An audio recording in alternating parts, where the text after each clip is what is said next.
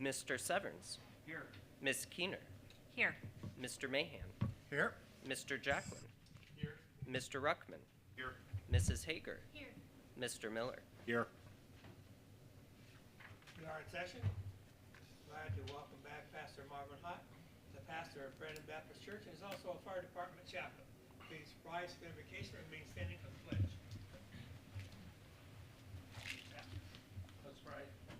Father, in the name of Jesus, we gather here this evening. We give you thanks for our community. We give you thanks for our city. We give you thanks for our county. And we pray for our leaders as they make decisions affecting everybody in our county and city. We pray your blessings upon their families. We pray for guidance and direction. And we ask, Father, that you would just bless each one that is gathered here this evening to share their thoughts and to participate in this governmental event. We ask that you would bless each and every one. In Jesus' name, amen. Amen. Thank you, Pastor. I pledge allegiance to the flag of the United States of America and to the republic for which it stands, one nation, under God, indivisible, with liberty and justice for all.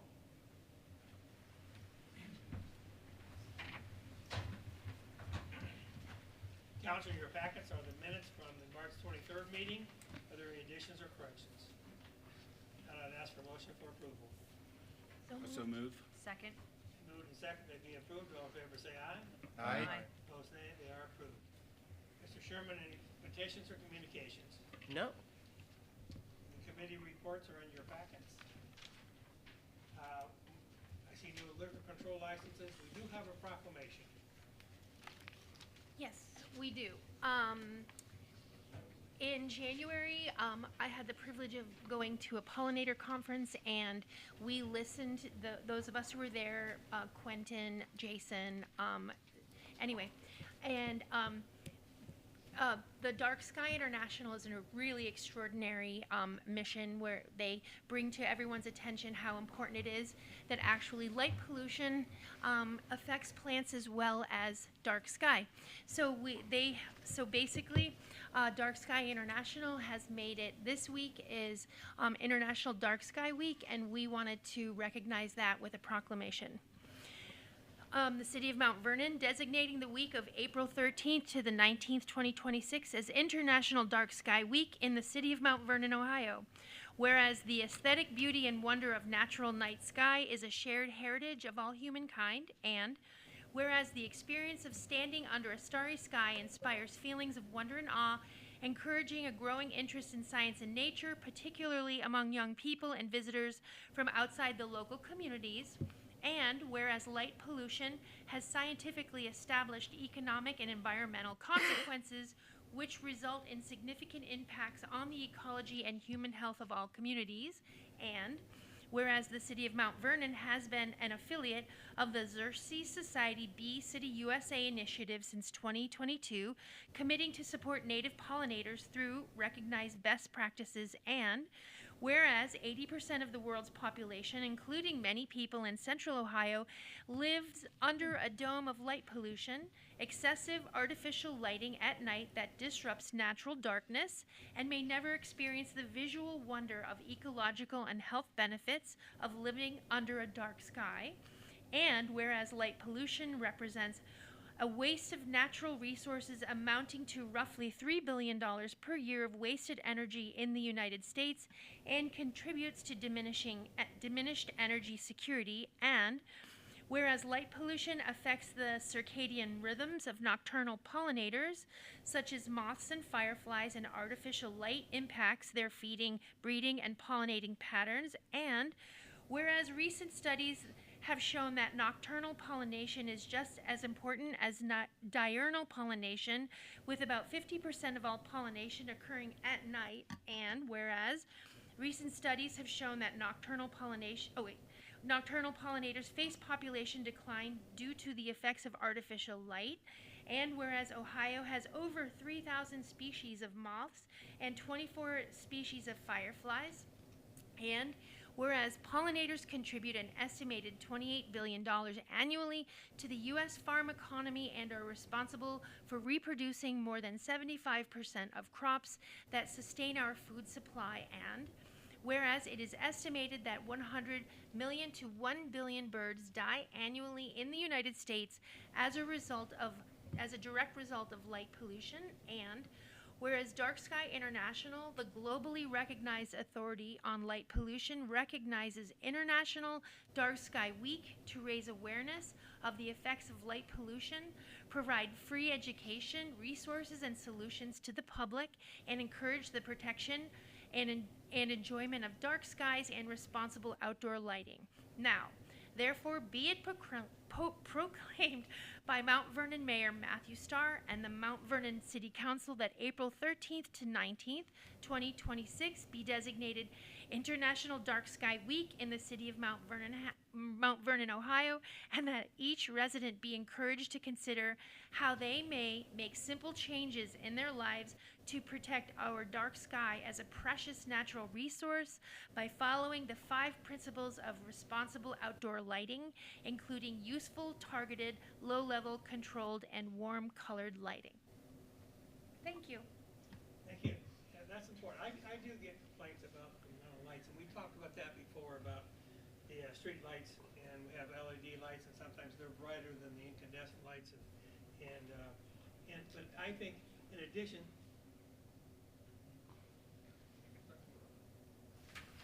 in addition to the comment here about residents, it also should include public bodies, and it also should include companies and businesses, and when they're using all their lights and the amount of lights they use. We need to have safety in this town, but we also need to control that amount of light that's being used. I live near the high school, and those lights 300 yards away shine into my yard. So there should be some sort of limit on the amount of light that's out there and the protection of these species that are impacted by that. So that's an important piece of resolution. Thank you, Mrs. Hager. Thank you.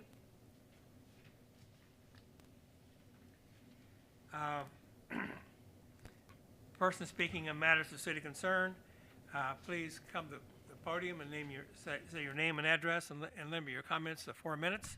If you need more time, then you can ask council for another 4 minutes. And if you could speak into the microphone, that'll let people on streaming hear you. First is Andrea White, and talking on senior tag awareness. Hi, I'm Andrea White. I live at 60 Wood Lake Trail in Mount Vernon. I'm here tonight as a parent of a high school senior in Mount Vernon. I want to make you aware of an activity currently underway among many members of the senior class, senior tag, which I'm sure many of you have played. They also call it Assassin.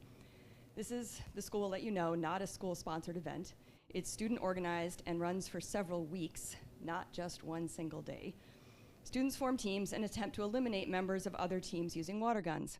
There are some boundaries. School property is off limits. Workplace for your shift and 5 minutes before and 5 minutes after is off limits.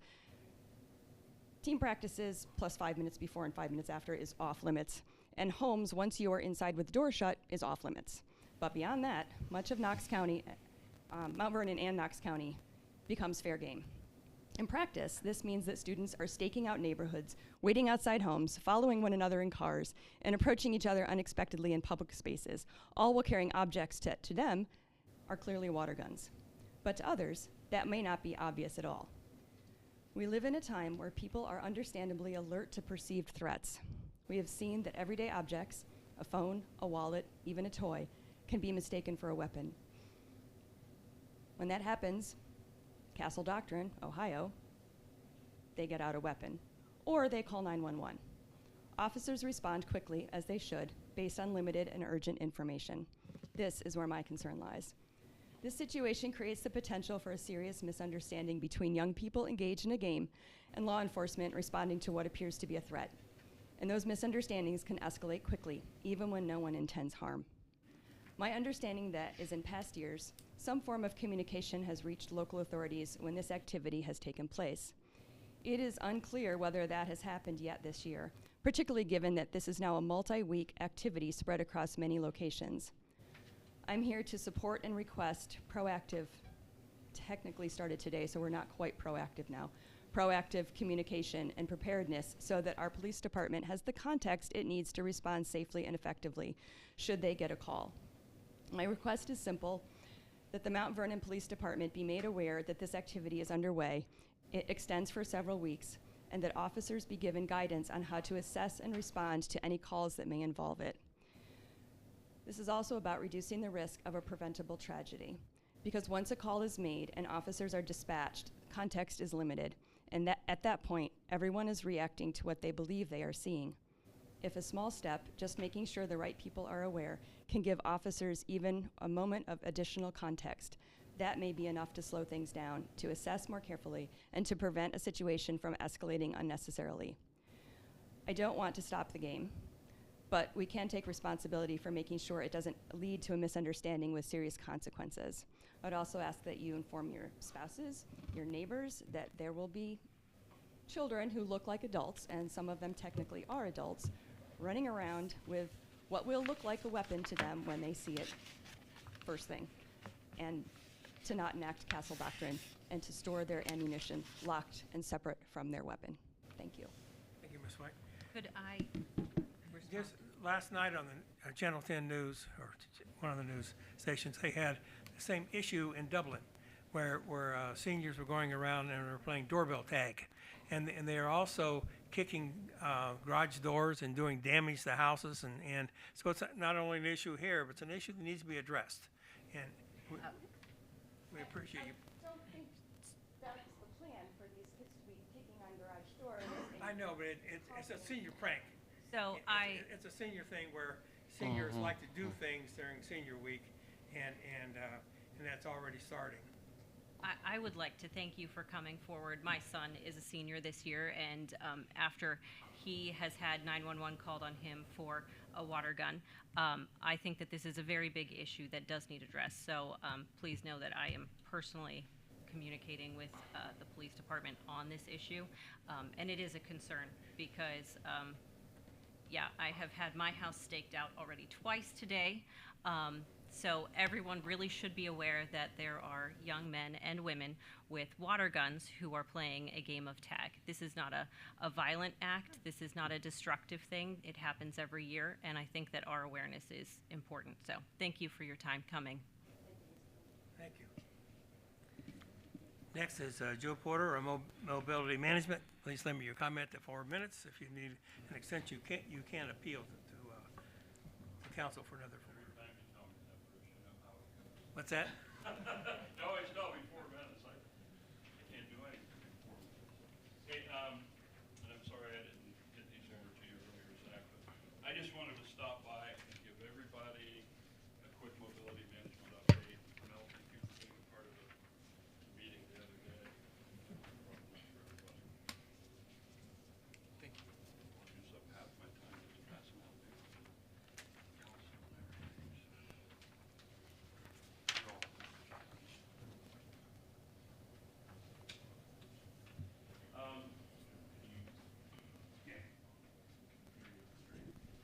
Okay, can you hear me now? So, I just wanted to give you an update. We had our quarterly Transportation Advisory Committee meeting last Wednesday. There were some new things that we tried. We actually made it a hybrid meeting. So Mr. Severns and Mayor Starr were in for part of the meeting, coming in on Teams.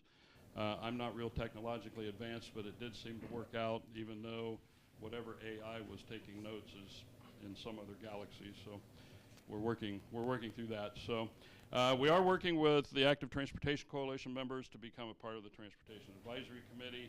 The meeting was in Centerburg Town Hall. We're going to be moving quarterly meetings around the county, so all the communities have the opportunity to come to a meeting. There are public meetings. We had discussion, a lot of discussion on the trails, a lot of discussion on sidewalks. Just a heads up, April 25th is Celebrate Trails Day. So there's a big event, all-day event going on out at the CVB. With that, and everybody's heard me talk about the Cycling Without Age and Happy Spokes program. Those tri-shawls are going to be out there all day, and we're going to be giving seniors rides and disabled rides, and anybody that can't get out on the bike trail, we're going to take them out on the bike trail if they can't get out there on their own. We've got, we did talk about Safe Streets for All application processes that are going through May. We talked about Project Sidewalk. Project Sidewalk has been moving along pretty well. I checked the analytics today, and we've had almost 12,000 logins to Project Sidewalk since we started it about a year and a half ago, give or take. To be honest with you, the city of Mount Vernon is saturated pretty well. There's a lot of data in that program from the city of Mount Vernon. Centerburg is coming in next. Believe it or not, there is a lot of, and I don't know if it was you, Cheryl, there's a lot of Project Sidewalk information on Liberty Township, where people are putting some stuff in. So, so that's going on. An update, I talked to you a little bit when I was in here before about ODOT funding for public transit, funding things that we're running into with public transportation, issues that we're running up against with seniors trying to get to medical appointments and other places outside the county. Mr. Heiner's here. I've spoken with, and we've talked with he and his colleagues down at the State House about some of these. So we're working on some solutions. Marvin back there, I was talking to him a little bit. We're working, we're hopefully going to be able to work with some of the chaplains in the county and the churches to get some volunteer transportation in to help some seniors and some others get to the medical appointments that they need to go to. And that's one of the big ones that we're facing right now. We do pretty good getting folks to medical appointments inside the county. Getting them outside the county is a big barrier, very big barrier. So we're working on some options for that. We're going to go around to the service clubs and see if we can get some funding put together. We do have a program put together to help pay for out-of-county transportation, but the program doesn't work if there isn't any money in the piggy bank. So we're going to go see what we can find out there. Also, I've talked with Catholic Social Services, so that's another option that we're looking at as a potential transportation resource to come into Knox County. That has a price tag attached to it. They haven't told me yet what it is, so whenever we find out what kind of price tag's attached to that, then we'll see where we can go with it. The next Transportation Advisory Committee meeting is in Danville on July 8th, 2 o'clock p.m. You're all welcome to attend. Mayor Starr gets the invites. I think Tanner gets the invites. And if you can't be there in person, they can send the Teams link over to you. It's an open meeting. And I think, did I stay under my 4 minutes, Bruce? It's 4 minutes just now. With that being said, does anybody have any questions for me? So I know I was pretty windy last time, but I had a lot of stuff to report. This is just a little follow-up. We appreciate it. So, all right, thanks. Thank you. Before we get in the legislative portion, we have some guests here. Are you from a college class, or is this a Kenyon class? Or? Yes. Yes, you've been here. Some classes have been here before. Yes. And welcome. Glad you're here, and hopefully you pick something up from from our participation and attention to what's happening in our community. Welcome. We're ready for the legislative portion of the meeting. Council, in your packets or the agenda, are there any additions or corrections? Do we have one change in ordinance 06? Yeah. And that's before you. If you're agreeable to accept that change. If not, I'll assume that the agenda is approved by consensus, and we'll move now to resolutions for second reading. The first one is resolution number 2026-29. Mr. Sherman. A resolution authorizing the Safety Service Director to advertise for bids and award construction contracts for the Blackjack Wetland Project, PID 1510202. Mrs. Hager. We are going to give this its second reading tonight. This resolution receives its second reading. We now move to resolution number 2026-30. Mr. Sherman. A resolution authorizing the Safety Service Director to advertise for bids and award a construction contract for the Veterans Walk of Honor Project, PID 2541300, and declaring an emergency. Mrs. Hager. We're going to give this also its second reading tonight. This resolution receives its second reading. We now move to resolutions for first reading. The first one is resolution number 2026-34. Mr. Sherman. A resolution authorizing participation in the ODOT Cooperative Purchasing Program for road salt for 2026 and declaring an emergency. Mr. Mahan. Thank you, sir. I move to suspend the rules requiring 3 readings to move resolution number 2026-34 to its third and final reading. Second. And moved and second for the suspension of the rules. Any discussion on the suspension? Could you explain? Could you please explain why we're suspending the rules? Certainly. My understanding, Mr. Sawyers and Mr. Brinkman, is this is an annual purchase of salt. Is that Yep. correct? So ODOT would like all municipalities to go ahead and get their authorizations in. That way they can start anticipating the need throughout the state, and then they can get a better rate sent out to all the municipalities, because we'll determine the rate later in the year. Thank you. Any other discussion? Mr. Sherman? Mr. Severns. Yes. Ms. Keener. Yes. Mr. Mahan. Yes. Mr. Jacklin. Yes. Mr. Ruckman. Yes. Mrs. Hager. Yes. Mr. Miller. Yes. Rules suspended, Mr. Mahan. Thank you, sir. I move to adopt resolution 2026-34. Second. And moved and second for the adoption of this resolution. Any discussion? Mr. Mahan. I believe we've already heard what this is in the reading. Annually, we work with ODOT for a contract on purchasing road salt. We have to look into our crystal ball and hope that we know what the future is going to bring. Luckily, this year we will have our new salt barn, what we jokingly call the Thomas J. Hinkle Memorial Salt Barn. We say memorial, he's still very much alive, but it's about killed him, us building this thing. So if we have, like this year, we had, 31, 32 weather events. 31 weather events. Yeah. So we used a lot of salt this year. If we order the same amount of salt next year and we have an incredibly mild winter, we'll be able to store more of that salt and carry it over into the next winter. So that's a benefit that we'll use, and I hope I'm not speaking out of turn this year when we're looking into what we've jokingly referred to as Operation Shroot Farms. So we've talked to a couple other communities. This has something similar to our road salt project, but cities around the lake and ODOT itself utilize a beet juice brine, and you heard that correct, beet juice.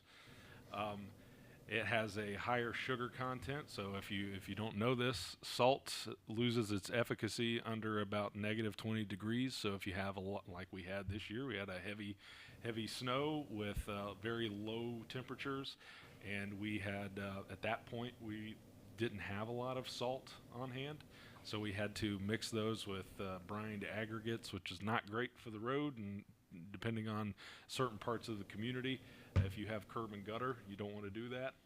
It'll collect right there on the side of the road. So we are looking at a more effective way to pre-treat roads, and something that's better for the environment, because if you just pound the roads with salt, that eventually runs off into our streams and our scenic Kokosing River. So what other communities do, and what we're looking at doing, is utilizing that beet juice brine. So it has a sugar content that is effective under -20 degrees. It'll stick to the road, and we'll mix that with kind of that brine, and it's more effective for treating our roads. And if it washes off into the river, well, it's just beet juice. So there you go. Thank you. Heard it here first, folks. Beet juice. Mr. Sherman? Mr. Severns. Hilarious. Yes. Ms. Keener. Yes. Mr. Mahan. Yes. Mr. Jacklin. Yes. Mr. Ruckman. Yes. Mrs. Hager. Yes. Mr. Miller. Yes. The resolution is adopted. We now move to resolution number 2026-35. Mr. Sherman? A resolution authorizing the Safety Service Director to release a request for qualifications for identifying and selecting a qualified firm or firms to demolish certain properties, identify and enter into contract with the selected firm or firms to demolish certain properties, and declaring an emergency. Mr. Severns? Yes, I move to suspend the rule requiring 3 separate readings and take resolution 2026-35 to its third and final reading. Second. Moved and second for the suspension of the rules. Any discussion on the suspension? Could you please explain why we are suspending the rules? Because we have a timeline to get this building down, correct? Buildings, plural, but yes. Buildings. Mhm. 90 So days. we really have to Yeah. move to find the right contractor to get that done. Thank you. Any other questions? Mr. Sherman? Mr. Severance. Yes. Ms. Keener. Yes. Mr. Mahan. Yes. Mr. Jacklin. Yes. Mr. Ruckman. Yes. Mrs. Hager. Yes. Mr. Miller. Yes. The rule is suspended. Mr. Severance? Yes, I move to adopt Resolution 2026-35. Second? Moved and second for the adoption of this resolution. Any discussion? Mr. Severance? Mr. Salyers. Thank you, Mr. Severance. So these are the three buildings behind, notorious at this point, the three buildings behind 40 Public Square, or the former City Hall. As you know, we had a significant windstorm on Friday the 13th, I believe. And while that, I want to clarify, while that windstorm did not considerably damage the building, what it did do was show us it did damage a corner of the Curtis building, which is the building directly behind 40 Public Square. But after it damaged a corner piece of that building, it showed us, we got to see really behind the facade of that building at the sustained damage that building has been, sustaining for Lord knows how long, 20 years maybe. And as the city purchased those properties back in 2012, we purchased those properties with the expressed intent of, not 2012, that was way too far, 2022, I added an extra 10 years on that. We purchased those with the expressed intent of demolishing those buildings. So now we have moved on to the stage of needing to remove those. It has become, to Mr. Jacklin's point, it has become a public safety emergency, and we need to secure a contractor to not only eliminate the public safety risk, but also to kind of secure that whole area. The question has been asked, why are we taking all three of those buildings and not just, if the Curtis building's a problem, why not just the Curtis building? I would encourage you to look in the corner of the back of those buildings, and you can see that, well, before there was the scaffolding, you could see that the building on the corner of Chestnut and Main was already bowed out. And then if you look in the back parking area behind 40 Public Square, they're all leaning on each other. So once we start taking one down, another's coming down, and once we take that one down, the other's coming with it too. So there's no picking and choosing, they're all coming with each other. The better question is, which we've discussed with the Historical Review Commission before and municipal planning, is what comes in their place, right? So we've worked with Bebout Masonry, Ryan here, and we have removed the historical pieces of the Curtis facility, and particularly those keystones that have the Curtis family emblem on there. We've talked with the Curtis family about the best ways to honor and pay homage to that family and that building. What would likely happen is after that building is, or that area is brought up to grade following the demolition, because it is about a, correct me if I'm wrong here, Brian, about a 17-degree grade? Percent grade, yep. That is the only, we've talked about the potential of a pocket park behind there, but what we don't want to do is construct something that people are going to grow attached to, and then future mayor comes along and says, okay, now it's time to expand on to 40 Public Square, right? We have to do another construction project, and I'm talking 20 or 30 years from there, and then future Mount Vernon comes to that mayor and says, think of all the conversations that we've had, right?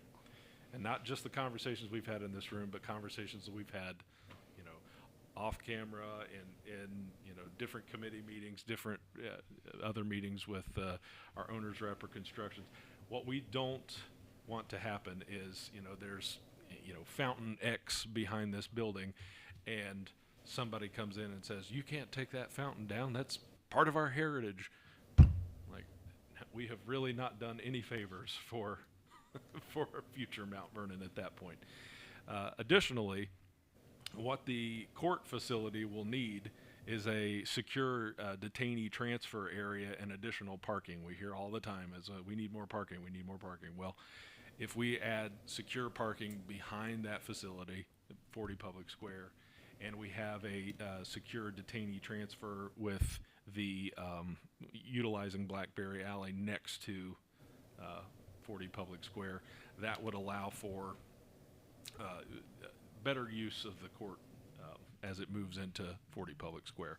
So what we will likely do is, after these are moved and we have cleared the path, is, as you have seen the parking areas on Gay Street, how they have those pillars, those nice decorative pillars, we will likely take 3 or 4 of those, the same model, and put them along North Main, and likely utilize pieces of those keystones and build them into those Curtis keystones and build them into those pillars.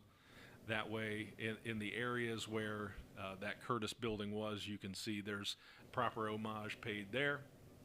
And then on the corner, right there on Chestnut and Main Street, if there was some sort of, and we can work with Kenyon College, we can work with the Historical Society, we can work with the Landmarks Foundation to come up with a plaque, a historic plaque that we could put right there on the corner to honor some of the founding families, particularly the Curtis family. I think of Nancy Vale always talked about the Butler family as they donated the square, the land for the square. I think of the Cooper family. So there are a few families that we would want to give their due to as on that corner, but also that would not be something that would be so expensive and so grand that when the time comes that the court building would need expanded, if we had to take those down and repurpose that area, it would be pretty easy to do. So. Any other questions? Mr. Sherman? Mr. Severance, Yes. Ms. Keener, Yes. Mr. Mahan, Yes. Mr. Jacklin, Yes. Mr. Ruckman, Yes. Mrs. Hager, Yes. Mr. Miller. Yes. Resolution is adopted. Next resolution is resolution number 2026-36. Mr. Sherman? A resolution authorizing and directing the Safety Service Director to sell the property located at 69 Sycar Road, parcel number 66-09207.001, no longer needed for any municipal purpose, and declaring an emergency. Mr. Severance? Yes, I move to suspend the rules requiring 3 separate readings and take Resolution 2026-36 to its 3rd and final reading. Second? Then moved and second for the suspension of the rules. Any discussion on the suspension? Could you please explain why it needs to be suspended? I would recommend that you don't, in fact. But you do what you want.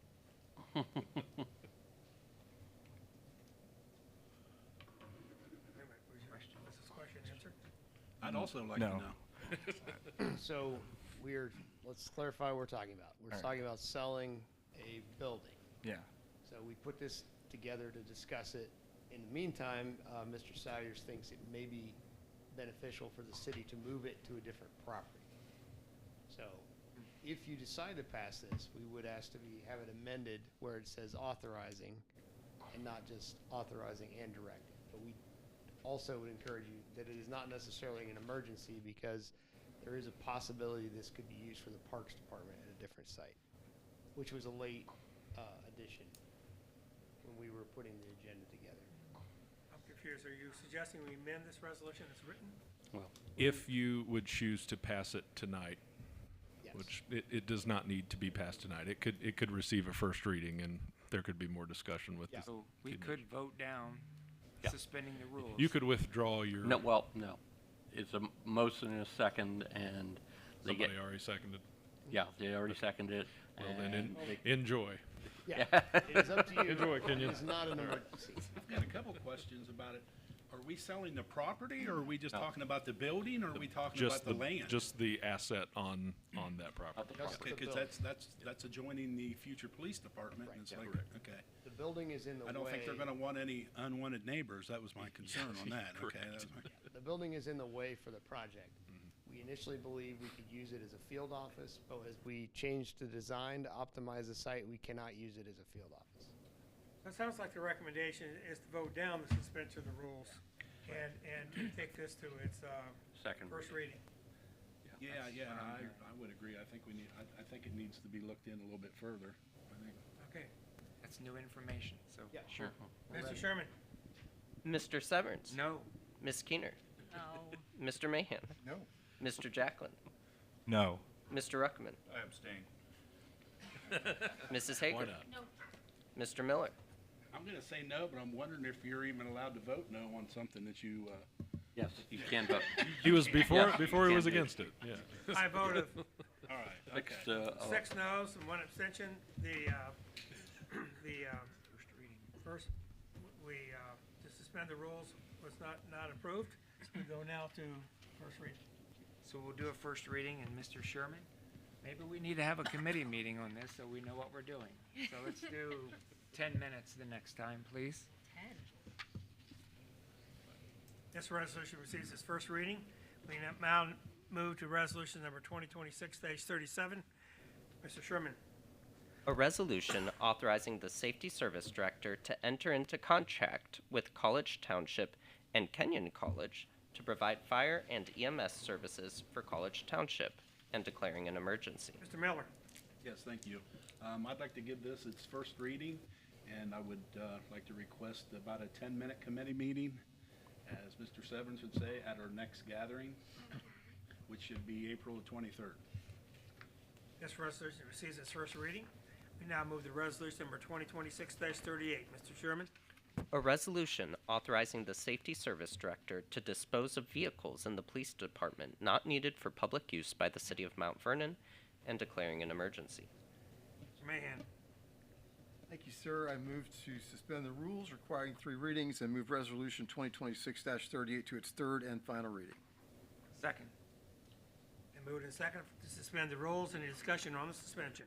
Can you just say why you're suspending the rules? Please. This is a routine series of transactions. We're selling vehicles that have little value, and they are taking up space in the impound lot. I would be remiss if I did not point out that there is a shiny red Honda three-wheeler that you may be interested in. These will be auctioned online, but the reason for suspending the rules is to move business forward and get them out of the impound lot. Thank you. Any other question on the suspension? Mr. Sherman? Mr. Severns? Yes. Ms. Keener? Yes. Mr. Mahan? Yes. Mr. Jacklin? Yes. Mr. Ruckman? Yes. Mrs. Hager? Yes. Mr. Miller? Yes. The rule is suspended. Mr. Miller? Mahan. I'm sorry. Mr. Mahan? Thank you, sir. I move to adopt Resolution 2026-38. Second. And moved and second for the adoption of this resolution. Any discussion? Mr. Mahan?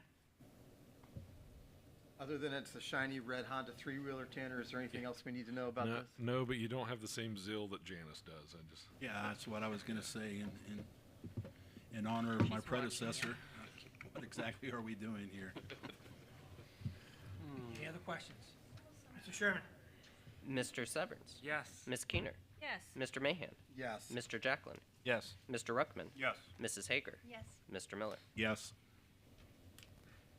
Resolution is adopted. Next resolution is resolution number 2026-39. Mr. Sherman? A resolution authorizing and directing the Safety Service Director to file an application to the State of Ohio to participate in the Safe Streets and Roads for All grant program for the KNO 125040 State Route 13 Corpo project and declaring an emergency. Mr. Severns? Yes, I move to suspend the rule requiring 3 separate readings and take Resolution 2026-39 to its third and final reading. Second? Moving second for the suspension of the rules. Any discussion on the suspension? Could you please explain why we're suspending the rules? Mr. Baum. So There is a pre-application due by the end of this month, and then the full application is due the end of next month. So we'd like to give the federal government reassurance that you're behind us before we do the pre-application. Thank you. Any other questions on the suspension of the rules? Mr. Sherman? Mr. Severns, Yes. Ms. Keener, Yes. Mr. Mahan, Yes. Mr. Jacklin, Yes. Mr. Ruckman, Yes. Mrs. Hager, Yes. Mr. Miller. Yes. The roll is suspended. Mr. Yes. Severns. I move to adopt Resolution 2026-39. Second? Been moved and second for the suspension of the, for the adoption of the resolution. Any discussion, Mr. Severns? Yes, sir. Mr. Ball, explain this to us a little bit more. Yes, so we have been funded thanks to the state legislator and the federal government. We have these funds from the Corpo program, and that is helping us to study alternatives to make the intersection of State Route 13, Upper Fredericktown Road safer. We've been studying the crash trends for the whole city, and that area is, the accidents are trending upward reasonably in a reasonably dramatic fashion. We're seeing improvements. We have a new, our hospital has a satellite pharmacy there. Seeing a lot more commerce, a lot more truck traffic. So between the county engineer, the county commissioners, our two townships, we've created a coalition. Also, we've had, look at Joe, if he's still here, we've had several requests to extend sidewalks to the neighborhood. We've completed sidewalks to Stump and James Street with our last large ODOT project on Route 13 North. This would pick up there, move north, and focus on sidewalks and improving the safety of the intersection. As I look at the budget, we have 500,000 of 10 million. Probably need to go ahead and get the other $9 million. So the idea here is we're going to throw a little bit of a Hail Mary pass and directly ask the federal government to fund the project as we work through the design and the decision making. We don't have the final solution. All of this is mandatory that we have a lot of public meetings and a lot of discussion, but we're going to go ahead and ask for construction funds to help build this and unburden Dan from my addiction to infrastructure improvements. Any other discussion? I had to sit at the stop sign at Upper Fredericktown Road to get onto 13 just over the weekend, and I had to bolt out to avoid getting hit by cars coming over the hill or around the curve up into Mount Vernon. So, yes, this is a worthy project for all of this. Right. We are seeing crashes, but then also in our traffic observation, we're seeing a lot of near misses. Yes. A lot of risk taking. That it's very difficult. It's a bad intersection. Any other discussion? Just to clarify, this is just, this is just to apply for the grant? Yes. Correct, okay. Right. So if we get the grant, we would have to come back to enter a contract with the Federal Highway Administration. So there would be, there's asking for it, and then there would be acceptance, then there would be a whole series of public meetings at the beginning of the beginning. Any other questions? Mr. Sherman? Mr. Severns, Yes. Ms. Keener, Yes. Mr. Mahan, Yes. Mr. Jacklin, Yes. Mr. Ruckman, Yes. Mrs. Hager, Yes. Mr. Miller. Yes. Resolution is adopted. Next resolution is resolution number 2026-40. Mr. Sherman. A resolution authorizing and directing the auditor of the City of Mount Vernon to pay bills pursuant to Section 5705.41D, then and now certification. Mr. Mahan. Thank you, sir. I move to suspend the rules requiring 3 readings and move resolution number 2026-40 to its 3rd and final reading. Second. Then moving to second for the suspension of the rules. Any discussion on the suspension? Let me save you, though.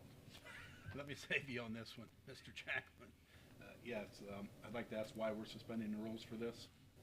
The city has incurred obligations for goods and services, and we owe people money.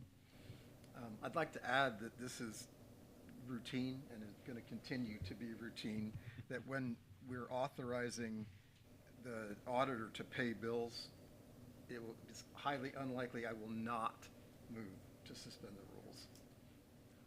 Yeah, I would just add that there are I mean, if you sold somebody a lawnmower, you don't want the money 60 days from now, you want the money now. So there are some of these things I believe that we just have to be willing to suspend and move forward, because we owe people money, we need to get that money paid. The other side of that coin is the staff should be aware to set up a purchase order in advance, and we don't need to do that. Correct. And so it used to be, when I first went on council, $1,000. If it's over $1,000, you had to suspend the rules. Now it's $3,000. They changed that amount, but it's important that the employees know how important it is to set up the purchase order so we don't have to go through this as much. Okay, go ahead. Any other questions? Mr. Sherman? Mr. Severns? Yes. Ms. Keener? Yes. Mr. Mahan? Yes. Mr. Jacklin? Yes. Mr. Ruckman? Yes. Mrs. Hager? Yes. Mr. Miller? Yes. Rules suspended. Mr. Mahan? Thank you, sir. I move to adopt Resolution 2026-40. Second? Been moved and second for the adoption of this resolution. Any discussion? Mr. Mahan? Mr. Brinkman, can you help us with this, please? Yes, Mr. Mahan, thank you. So we have three here tonight. The first one is for Clark, Schaefer, and Hackett. They're an auditing firm. It's for our office for the annual report. We have a line in our budget specifically for this. So, but yeah, as the council president said, we should have had a purchase order for it. The second one is for the treasurer of state for the annual EPA discharge fee for water or wastewater? Water. And then the third one is for waste, is for Cocosing for the wastewater treatment plant for their CMAR, which they couldn't have planned for because it was something council just recently appropriated money into with the money that they're getting back through the OWDA loan process. So, and that one's for about just a little over $15,500 for Cocosing for that one. So. Any other discussion? Mr. Sawyer, some of these are inevitable, but are you taking actions to limit these as much as possible? Yes, we are. Support. Mr. Sherman? Mr. Severns? Yes. Ms. Keener? Yes. Mr. Mahan? Yes. Mr. Jacklin? Yes. Mr. Ruckman? Yes. Mrs. Hager? Yes. Mr. Miller? Yes. Resolution is adopted. Next resolution is resolution number 2026-41. Mr. Sherman. A resolution authorizing the Safety Service Director to enter into contracts related to brownfields remediation for the Mount Vernon Justice Center project and the South Sandusky Street Improvements Project, KNO 13D, and declaring an emergency. Mr. Severns. Yes, I move to suspend the rule requiring 3 separate readings and take Resolution 2026-41 to its third and final reading. Second? Moved and second for suspension of the rules. Any discussion on the suspension? Could you please explain why you're suspending the rules? Mr. Ball will come up. And Thank you. This has to do with our several projects we have going on. So council's previously authorized us to make an application for the brownfields. This is something we have not done before. This is a partnership with our Knox County Land Bank. In reading into it and learning about it, it is a very complicated process because it involves the Department of Development and the Ohio EPA. We have to have a qualified firm that has a certified professional in those environmental elements, and if we don't do that, we have a very low chance of getting the grant. So we have learned this recently. We have done a qualification-based selection, and we need to expedite this to grab those funds if we can. So if we go through the regular or the normal methods of passing this, we'll miss the mark. We will Thank you. miss the opportunity. We've already kind of missed the first opportunity, so the grant is closed, but there is an allocation for Knox County, and that's supposed to reopen. So we're already on our second chance. Thanks. Any other questions? Mr. Sherman. Mr. Severns? Yes. Ms. Keener? Yes. Mr. Mahan? Yes. Mr. Jacklin? Yes. Mr. Ruckman? Yes. Mrs. Hager? Yes. Mr. Miller? Yes. The rule is suspended. Mr. Severns. Yes, I move to adopt Resolution 2026-41. Second? Been moved and seconded for the adoption of this resolution. Any discussion? Yes, Mr. Ball, anything else to add? Yeah, so this kind of jumps over two projects. So we have our State Route 13 South. So we were talking about State Route 13 North. Now we're talking about South. So this project is nearing construction. We have several buildings that need to be demolished. I look at the auditor. I don't want to pay full price. Do you want to pay full price? No, he doesn't. We have done environmental assessments on all of this. Two of the sites, this was the part of the railroad, and it was a coal, oil, and gas works. So that triggers enough words to say there's a potential cleanup there, and we can get brownfields money to clean those sites. The director of ODOT told me that I'm not allowed to build a road on coal waste. So March Banks, previous director, one of his comments was we need to build a road on quality material. So this will help us remove coal waste and other things that are unsuitable. There is a program. We also hopefully would get a clean bill of health, so adjacent areas could be used post-construction. We are going to try to include the buildings north of 40 Public Square. Those are not as obviously contaminated, but there are some asbestos and other things there that could help us get some grants. So it's a little bit of a long shot for part of it. The Route 13, and we think is a really good opportunity. So we are recommending to go forward with this consultant. Any other discussion? Mr. Sherman? Mr. Severns? Yes. Ms. Keener? Yes. Mr. Mahan? Yes. Mr. Jacklin? Yes. Mr. Ruckman? Yes. Mrs. Hager? Yes. Mr. Miller? Yes. The resolution is adopted. That concludes the resolution discussion for this evening. We now move on to ordinances. First ordinance is one that we have in front of us as a change with an amendment. Mr. Sherman? Ordinance number 2026-06, an ordinance to amend section 755.04 of the codified ordinances of the city of Mount Vernon regarding curbside recycling and declaring an emergency. Mr. Ruckman? Thank you, Mr. President. I move to amend ordinance number 2026-06. Second. It's been moved. You want to tell what the... Yep.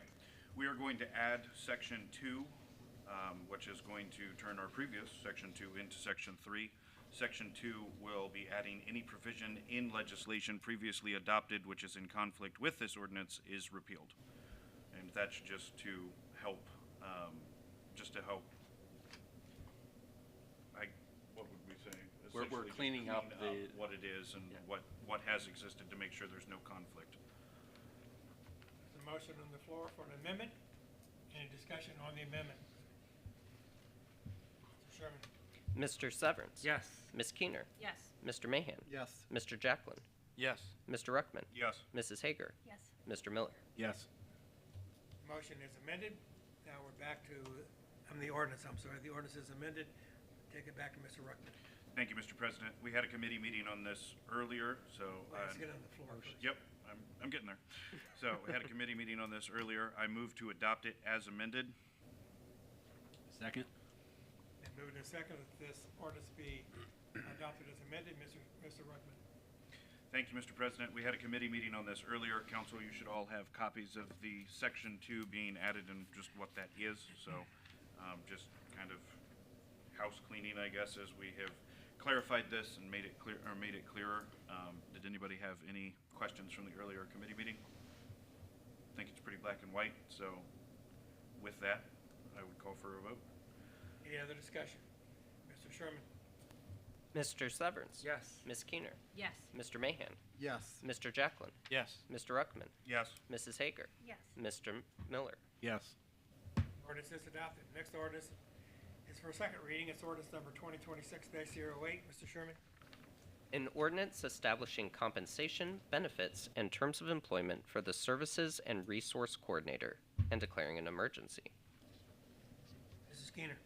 Thank you, Mr. President. I'm going to give this its second reading, and we're going to need a 15-minute committee meeting at our next gathering time in April.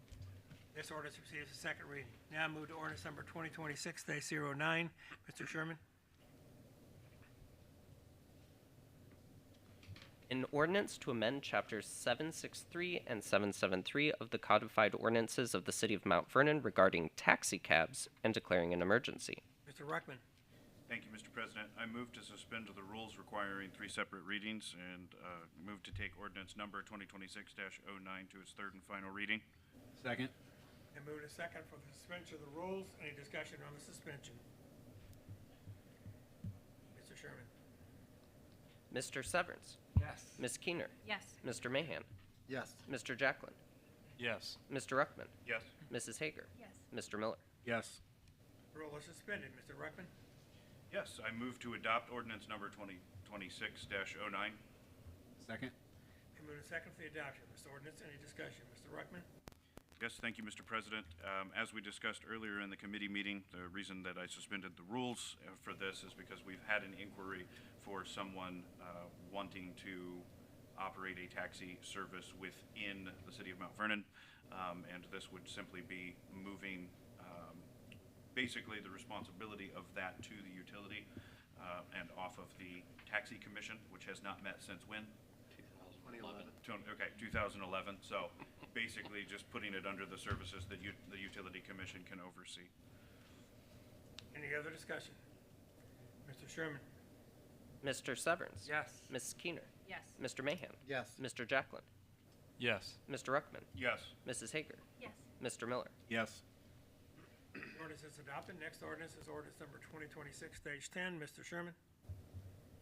An ordinance to amend Section 183.013 of the codified ordinances of the City of Mount Vernon and declaring an emergency. Mr. Mahan. Thank you, sir. We're going to give this its second reading. We've asked for a 5-minute 5-minute committee meeting at our next gathering. This ordinance receives a second reading. Now I move to ordinances for first reading. The first one is ordinance number 2026-11. Mr. Sherman. An ordinance to amend provisions of the codified ordinances of the City of Mount Vernon regarding vehicle storage within the city and declaring an emergency.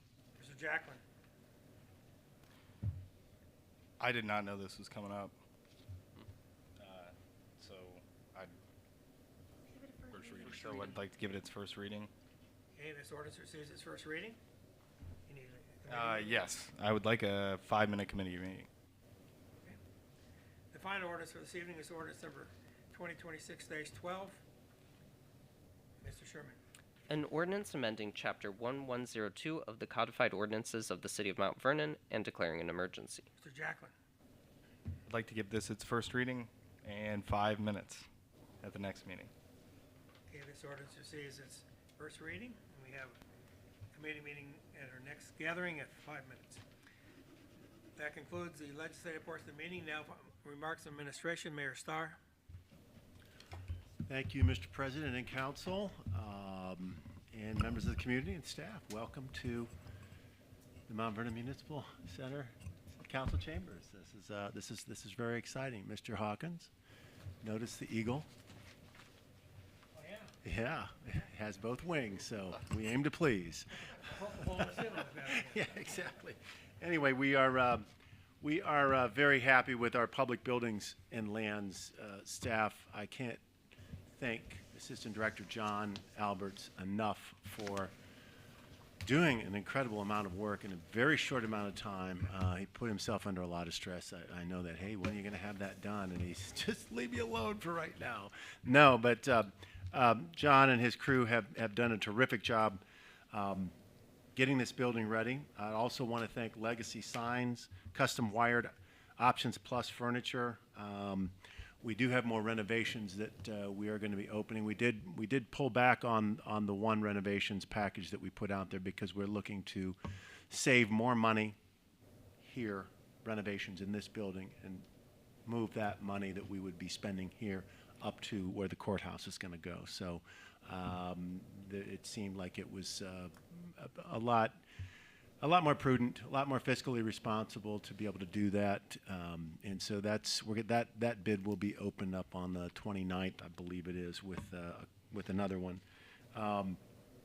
And I do want to recognize and welcome Dr. Zach McGee's class from Kenyon College, who have been here. They also attended the State of the City that was delivered at Kenyon College.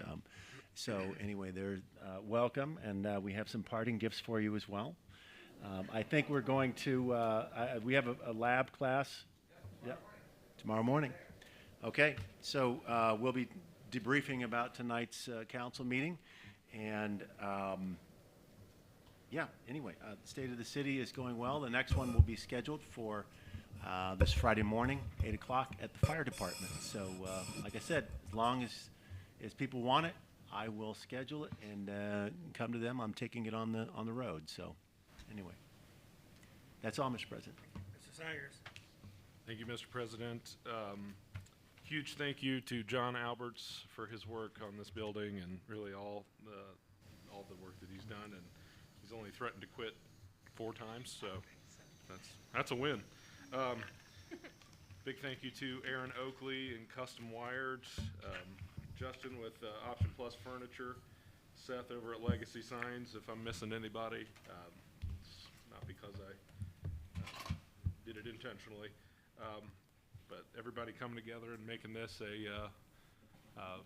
really a premier look for us. This is something we can all be proud of.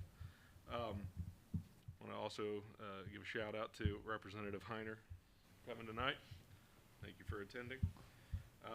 To the public, the yard sale trail is online for anyone to sign up. If you need assistance in signing up, please contact Marine Hall with Code Enforcement, and we will assist you. That will be taking place on Saturday and Sunday, May 2nd and 3rd. I'm happy to get that information to the media and get that shared out. That way you can sell your treasures to other suspecting buyers. Citywide yard sale trail. Are you sure it's not the 1st and 2nd? I'm Friday and positive Saturday? because the 2nd and 3rd are Saturday and Sunday. Really? Yeah, true story, man. And if you don't sell that unique lamp, the next week you can throw it away at the spring cleanup at Ariel Foundation Park at the SEC. More to come on that, but we'll get all that information. Council, if you have any questions regarding the personnel plan that you received tonight, please let me know or let Elizabeth know. We can walk you through that. We're happy to discuss, but thank you all. That is all. Mr. Brinkman. Thank you, Mr. President. Just wanted to echo their sentiments about Mr. Alberts for all the hard work he put in on this room. The effort and attention to detail certainly shines through. And also wanted to hope everyone had a happy Easter. And I know Mr. Ruckman was the only one with the presence of mind at the last meeting to mention that, so I figured I'd horn in on that. So thank you. Mr. Stoller. Just like to remind everybody that this week is tax week. You know, last week was Easter. This week is tax week. Ruined it. So Wednesday is April 15th. And somebody asked me if we take credit card payments. Yes, we do. We take credit card. We take cash. We take check, certified check. Pennies? Bitcoin? No Bitcoin, not yet. So. Yes. So just and this is really nice being in this building. It's just a real nice asset to have here in Mount Vernon. Thank you, Mr. President. Mr. Braun. Thank you, Mr. President. As the weather gets better, we are seeing more and more people come to our doors trying to solicit and sell you things. I would remind everyone that door-to-door salespeople in the city of Mount Vernon require a peddler's permit, which can be obtained through the mayor's office. If they show up and they say, oh, my company has one, that's not correct. Peddler's permits are issued to individuals. And if they bother you, you can call the non-emergency number and the Mount Vernon Police Department will come out. We have issued at least a half a dozen citations for peddling without a permit since January, and the numbers are increasing. Thank you. Currently, there are 0 people with a peddler's permit in the city of Mount Vernon. There are 2. Does There that are two include the guys applications. that are like, There hey, are we're in the two- neighborhood, Correction. we want to get there rid of are bugs? two people. with Their peddler's applications, yeah. permits. So unless they are one of those two people, they're lying to you if they claim that they have one. I have a question regarding. They have to display it and have it on them. Yes. Does that cover someone coming to your door and wanting to inspect your roof? Anyone who would want to do that, they're trying to sell you something, the answer is Obviously, yes. Okay, thank you. I've had about 3 of those in the last 2 weeks since the storms hit. Girl Scout cookies are off the table. Yeah. Sorry, kids. Mr. Severance. I'd like to thank Mr. Albert as well for all the work and the crew. This is very nice, so thank you very much for getting all this organized, Mr. Salyers. I know you had a lot to do with that. So I'd like to be reminded at some point on the number of yard sales that are allowed per year. So maybe we can have that at the next meeting. That'd be good. Sure. So if this weekend is the yard sale, if you do well enough, you could pay your city taxes with that money this weekend, right? It's not this weekend. It's Okay. May 2nd and 3rd. Okay, so yeah, sorry. Anyway, Yes. but I would like to know, because there are some that seem to have perpetual yard sales, and that just is an eyesore. Yeah. So may need to remind some people. Right. A resolution years ago was 2, but you'd like to double check that. If I may, it is three. And the 2 that are coming up for the yard sale trail do not count towards them.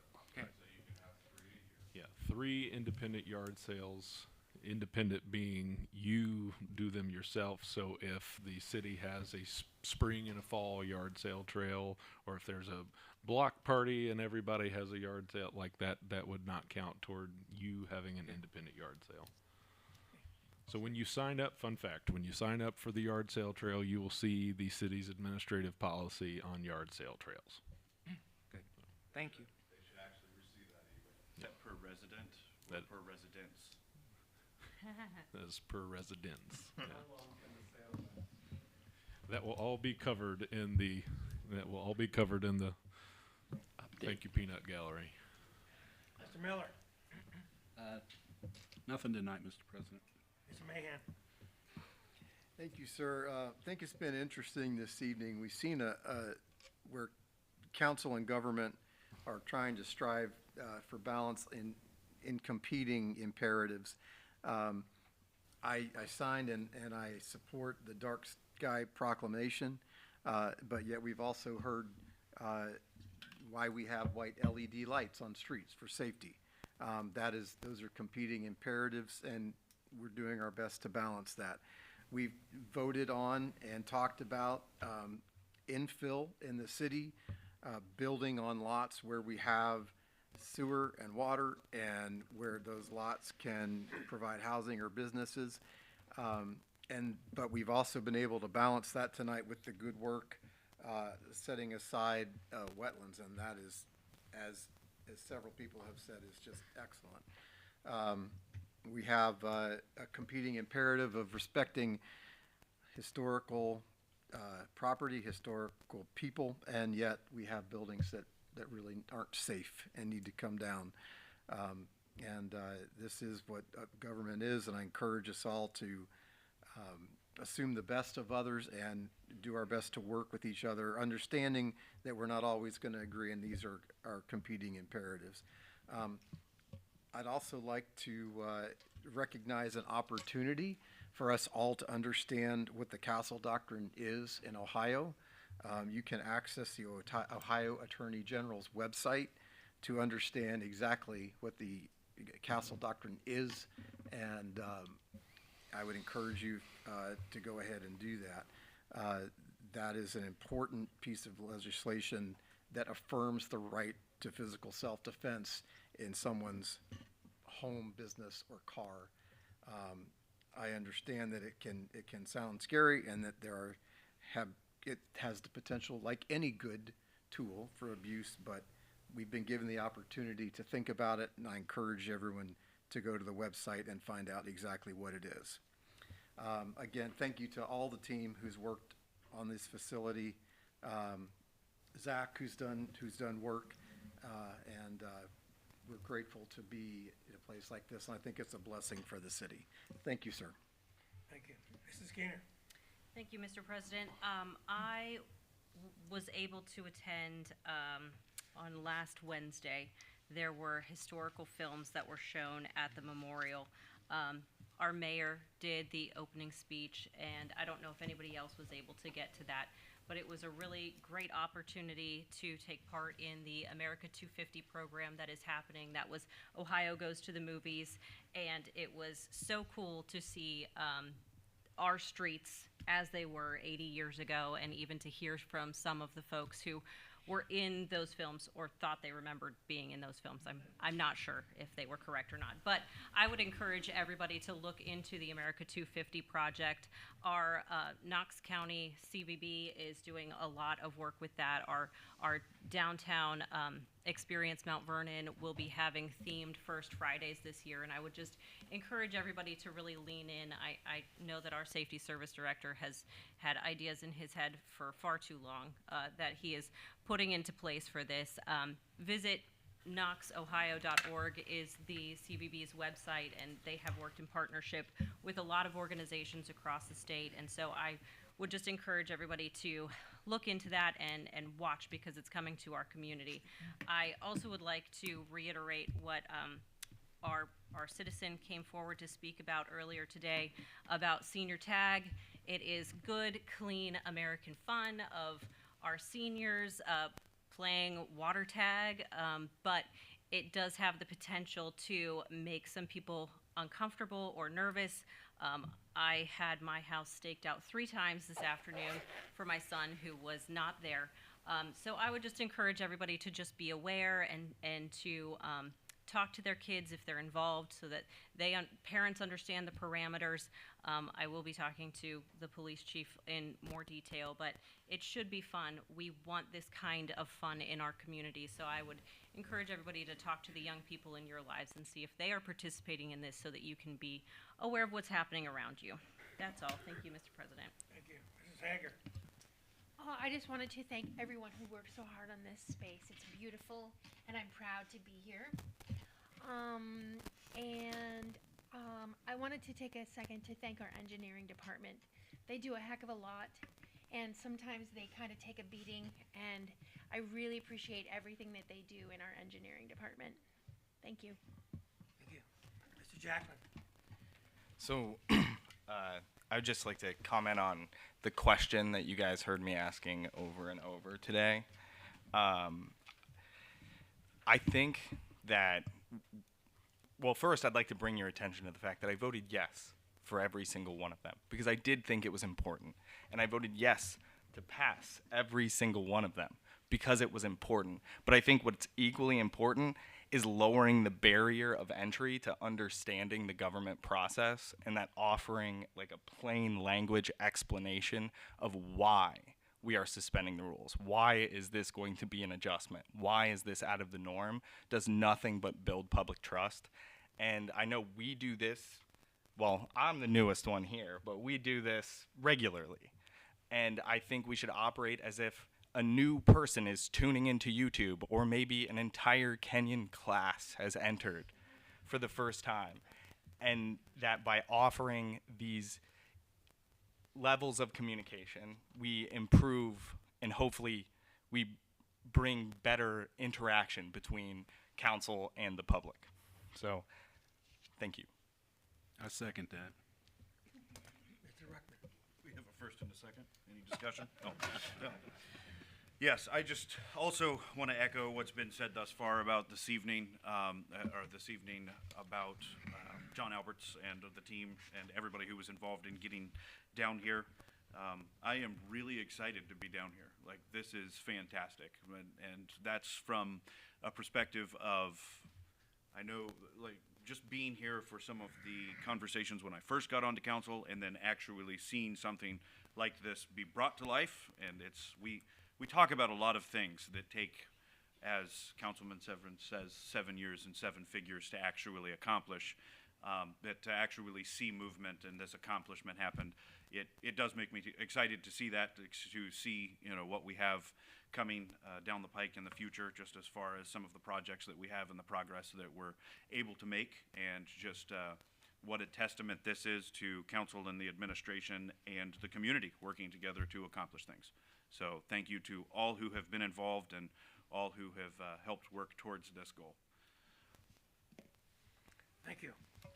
Thank you for the media being here this evening, Cheryl and Fred and our photographer. Appreciate that.